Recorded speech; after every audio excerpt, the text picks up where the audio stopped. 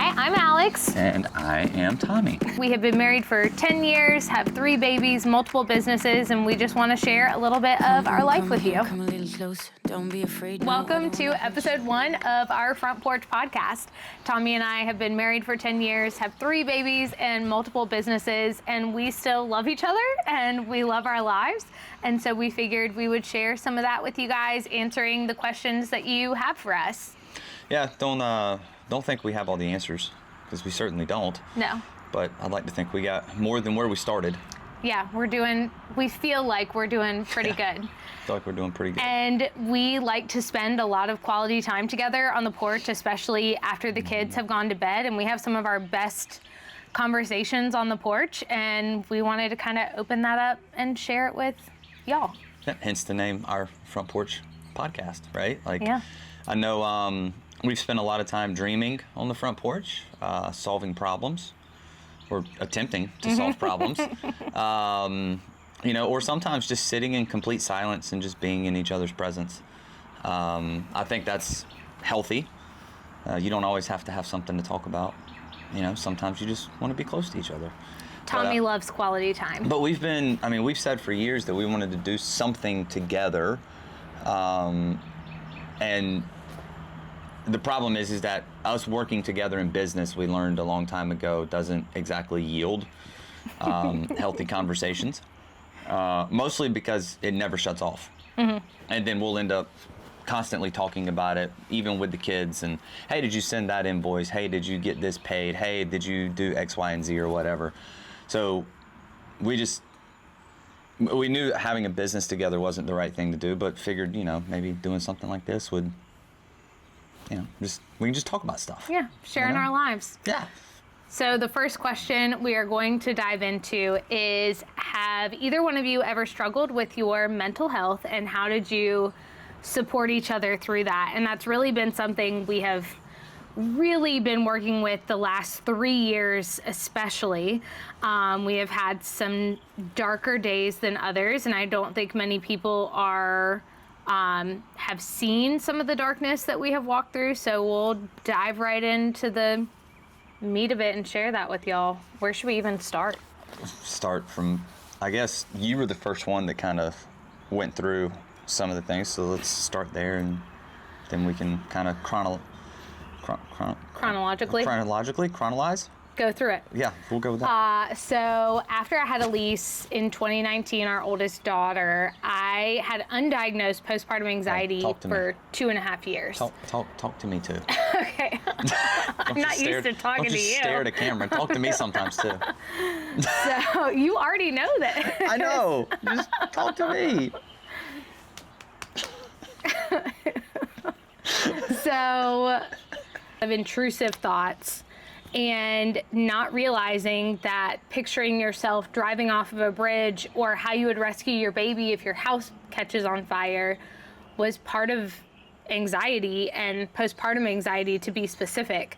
It was after I had our son and had this vision to start a nonprofit to help other moms, and had heard some of the stories that other moms were dealing with, that I realized I needed to go to therapy.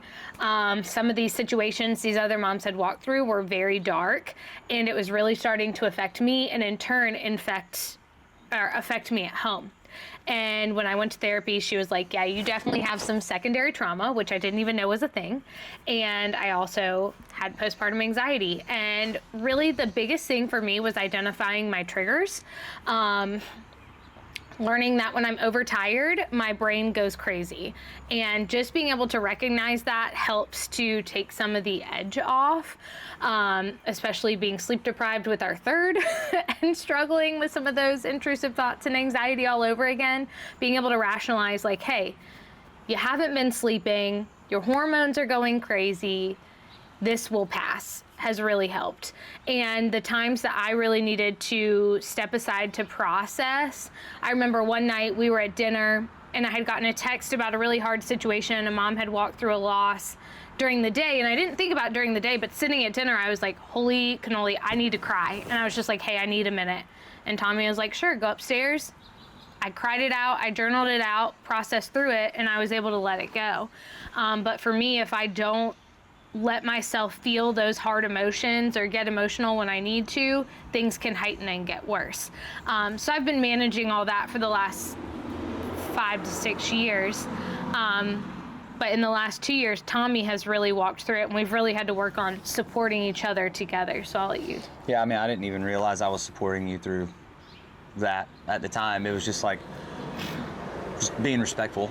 You know what I'm saying? Like, it just, I didn't know. I mean, I knew you were going through like stress or anxiety or whatever we want to label this thing, but you know, I'll let you work through it, and I was just there to listen, because I found out a long time ago that you don't actually want my help solving the problem. You just Listen to that, men. Your wives need you to hold space for them. Just give us space to be emotional. Well, we have a rule, and I learned this from my mom and dad, that, you know, it's kind of a hold your bucket type of thing. Like, sometimes you just need me to hold your bucket, and so you can just get it all out, and then it's my responsibility not to regurgitate it back to you to fill your bucket back up. I just got to dump it out and then move on, right?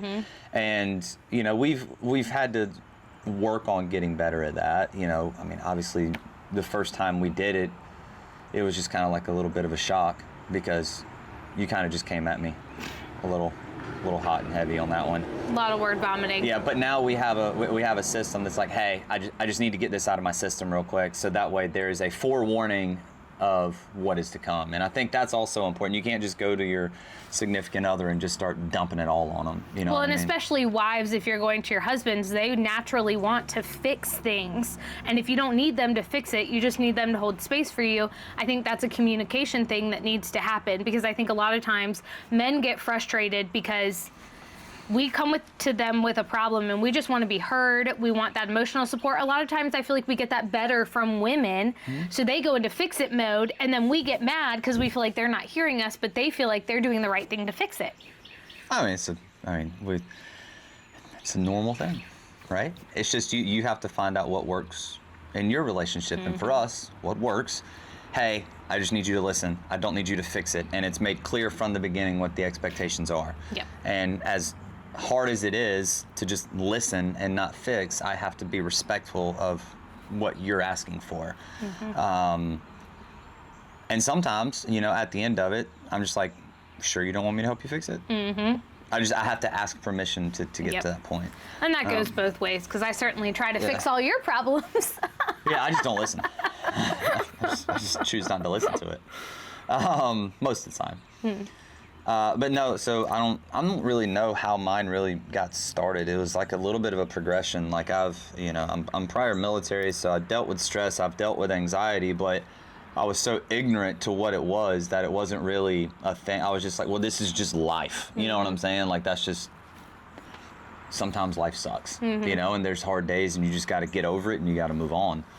And I've never had a panic attack in my life until 2023. Yeah, it was like August or September of 2023. I distinctly remember it because I was driving to Charlotte from Wilmington going down 74, and it literally felt like my heart was going to come out of literally out of nowhere. I was just driving down the road, I was listening to music, I was having a great day. Honest God, thought I was having a heart attack. And I called you, and you're like, just pull over on the side of the road, drink some water, and move on with your life. And I was like, oh yeah, that's all I got to do, right? Like, but again, I still, in that moment, I didn't know that it was a panic attack. Like, I thought, like, I was headed to go see a client that had been a very troublesome client, and we were teetering on the edge of whether, you know, this client was going to stay or this client was going to go. I had to go film, which I hadn't done content creation in a long time, so like there was just a lot of things that were kind of piled up on that trip that I just didn't know that were in the back of my head. You know, so that was the first time, but again, I still didn't know it. It wasn't until we were at church one Sunday morning, we were sitting in church, and I just started like profusely like sweating. Like I got really clammy, and I felt like I was gonna throw up. And I'm like almost embarrassed to tell this story. It was, but it was, But- I mean, and you would think church would be a place where you would feel safe Yeah. and not deal with these issues, but I think it's good to bring up that, like, this happened at church. We ended up going to the family restroom. We had to go to the family restroom because I was like, honey, something's not right. And I was literally laying on the floor of the bathroom, and I was like, my feet are hot. And I took my shoes off. And he looked so pale. Yeah. So pale. I was like, oh my gosh, this man is going to puke or pass out or something. And I just like bawled my eyes out, just like right there. And it was just like, that was the second time that had happened. And then, you know. And was this pre-quitting nicotine? Yeah, this was pre-quitting nicotine. But, you know, when I quit last year in February. But what I started noticing is because I took a week off of work just to kind of like try to get my head on straight, I guess. Because I was like, maybe work's just really stressing me out right now. And I just need to get away from everything. And what I started noticing is every time that I would dip, my panic attacks would get worse. Like every single time I put a dip in, I would feel my heart rate go through the roof. I would get super stressed out, you know, and just nothing felt okay. We went to the hospital at one point that fall, did we not? We Yeah. went to the ER? Yeah, like, because my chest was like profusely hurting. Like it was like a lot of pain. Yeah. And He thought he was having a heart attack. like, I mean, gonna die. I did. I mean, I seriously did though. Like I thought that was a real thing that was going to happen because I'd never experienced any of this before. So it was all very new. And then tack on top of that, a good friend of mine found out that he had pancreatic cancer about 2 months before that, which if you know anything about pancreatic cancer, it's Not a good diagnosis. it's not it's even if it's in early stages, it's a horrible diagnosis to get because even if you beat it the first time, it's gonna come back and it's gonna get you. And he had 2 small boys. He still does. He's still, you know, he's still Fighting kicking it. it, right? Yep. Like he's still fighting. Like I even talked to him the other day. He goes, I just need God to give me 15 more years because I just want to make sure my boys are good. You know, so like his mindset is great with it, but it's just like, you know, like that kind of messed with me a little bit because he's only 3 years older than me. So I'm like, oh my God, what if this happens to me? What if? So that's kind of the road that I went down. Mind Yes. you, we got cleared at the hospital. Yeah, They're I mean, like, I'm fine. Everything's fine. They're like, you just have indigestion. Yeah. Take some Pepsid or heartburn Or something medication like or that. whatever. Which we later found out because the nurse came in and said, please God, never take a prescription of that because once you come off of it, if you ever wanted to come off of it, it will come back 10 times worse. But we'll get into health stuff in other podcasts because that's a whole deep dive. Yeah, but Carry on. yeah. So at any rate, you know, it just got to the point where every day I just woke up and I thought I was having a Chicken Little moment almost every single day. Yes. Almost every day was a Chicken Little moment. And, you know, and you had to listen. And all of this while she's having one of the worst pregnancies that she's ever had with our baby. So let's set up the dynamic in the house. Every day he thinks he's dying, which Not every day. most days were rough. It's a 50-50 shot. It was rough mentally and emotionally for him. And then our first 2 pregnancies, they were a breeze. I had a little nausea in the beginning, and then I was lifting weights up until 40 weeks. This pregnancy took me out completely. If I did more than one thing a day, I was nauseous. I couldn't get out of bed. This man was doing the cooking, the cleaning, taking care of the kids, on top of dealing with all of his mental and emotional And running stuff. a business at the same time. And running a business. Meanwhile, I'm working on my laptop in bed, and that's pretty much all I can do every day for almost 9 months. Yeah. So and I was really wrestling with my value and self-worth. Like when I'm not producing as either a business owner or taking care of the house as a wife and mother and up and doing stuff with the kids, I felt like I was worthless. And that was something I really had to wrestle through during my pregnancy. Meanwhile, he's struggling with all of his own anxieties and stuff. So it was a time in our house in 2024. Well, I mean, and what I ended up having to do is I had to understand that she can't be an emotional support. Like you couldn't. You had your own stuff you were dealing with. But I also knew I couldn't keep it all in because that wasn't going to make anything any better. You know, and you know, fortunately for me, I had a bunch of great friends that I can call and talk to, you know, so I did a couple things. One, I got involved in a small group at church, which I hadn't been involved in a long time. That was a big help. It's actually how I met one of the best friends that I have now, because come to find out, he went through the same thing that I went through. You know, so there was that. And then tack on top of that, I ended up joining a mastermind group called Inner Blueprint. That was a huge help because it helped me understand like how strong my mind was playing a role in this. A couple days ago, we were sitting on the back porch, and you had brought up something like overseas, you can go to this hospital, it's $600 for the day and get everything done. But you made a great point, and I'll let you kind of speak to the point that you made. Well, we were talking about how you can go to this place and you can have all the tests run, all the diagnostics, and get like your basically health report card. And I was saying how for someone who's struggling with anxiety over their health, getting that clean bill of health may not necessarily help. Tommy went to the hospital twice thinking it was his heart, when we knew all along his heart is more than healthy. It was his own anxieties and fears about his health that were making everything amplified. So just getting a clearing from a doctor or whoever is not going to solve a problem. It's really an inner thing that you have to work on to heal. And that's going to take a lot of different steps. Yeah. I mean, for me, going to therapy, learning the coping skills, and then in turn, having relationships, especially women who understand what I'm going through. I rely heavily on my mom, and I did during my pregnancy, and some girlfriends who have also walked through things.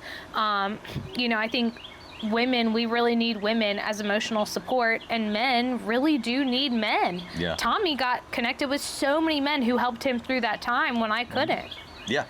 And the other thing that I learned is you become obsessive over trying to solve the problem, that you're listening to any podcast that you can listen to, you're reading all of these books, you're having these conversations with people, and your mind ends up getting inundated with solving the problem, so the problem continues to get worse because it's all you think about, and it's what you live, eat, and breathe every day. And when you're trying to solve the same problem every single day, it ends up overtaking your life, and that's just as unhealthy as having the problem to begin with. So what you said, you just got to believe that you're okay and trust it.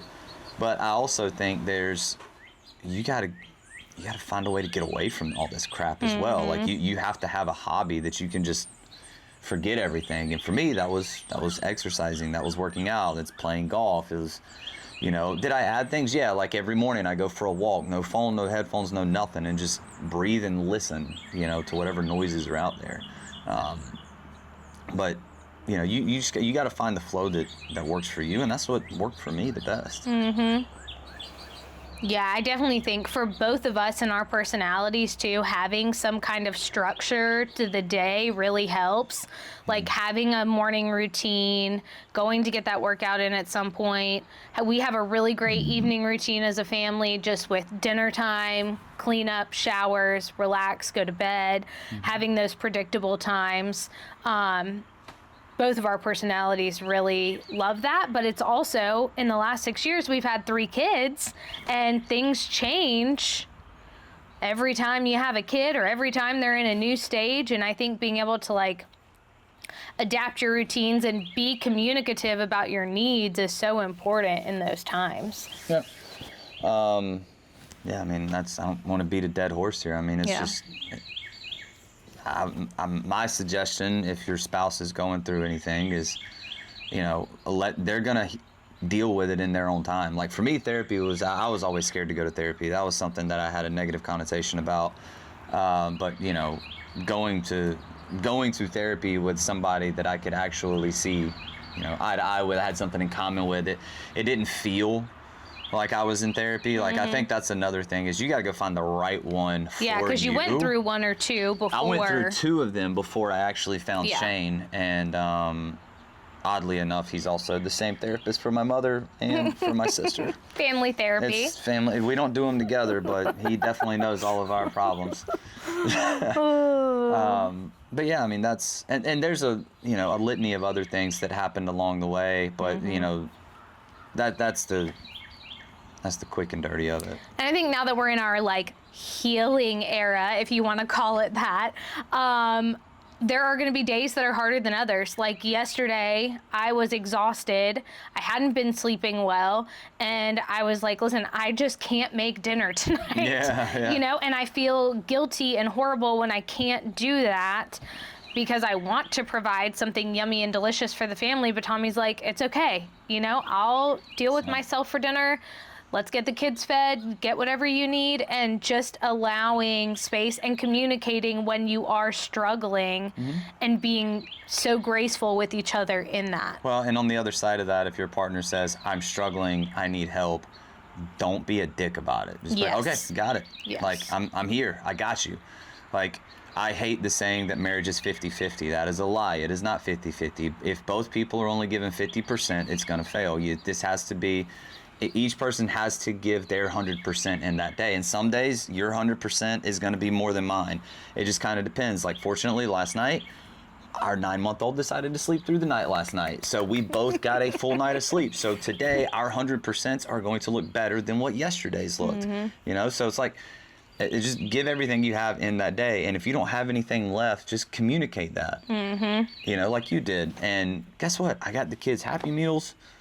Because I didn't feel like cooking either, you know. So we got them Happy Meals. I took the kid, took our oldest to dance, brought her back home, and then I just made my own dinner that night. Like it's whatever, it's fine. Yep. You know. And then while I was eating dinner, like here's something that you don't really think about, like, because I was like, oh my, I'm gonna have to eat dinner and get the kids in the shower and get them dried and get them dressed and da da da da da, and you were like, no, I got them upstairs. Eat your food so that way you can enjoy that and then come upstairs. You didn't say that, but that's like what ended up happening, right? So, you know, I think that's also important, is recognizing what your partner has to do and what's important to them in that moment, and putting yourself in their shoes. Because, like, I'm sure you were like, well, I wouldn't want to have to do all this and eat at the same time. I honestly didn't even think twice about it. I'm going to be totally honest. Well, and that's fine, but that's the way that I perceived it. Yeah, and it was, well, good. You know, I'm glad. It was good. So it is what it is. But I think that's how we've helped each other go through the anxious times that we've had. And, you know, we've learned a lot about each other. And you know what helps me. I know what helps you. And we can give those suggestions and politely and respectfully call them out to one another when we see it. Yeah. Go team. Go team. That's it. That's episode uno. Yeah. Good times. Yeah, good times. So we'll have another one, hopefully, coming out here soon. I think the next one, actually, we already have it. What's the question for the next one? Do you already have it? Related to our businesses, entrepreneurship. All right. There we go. We'll talk about that next time. Woohoo. See you soon.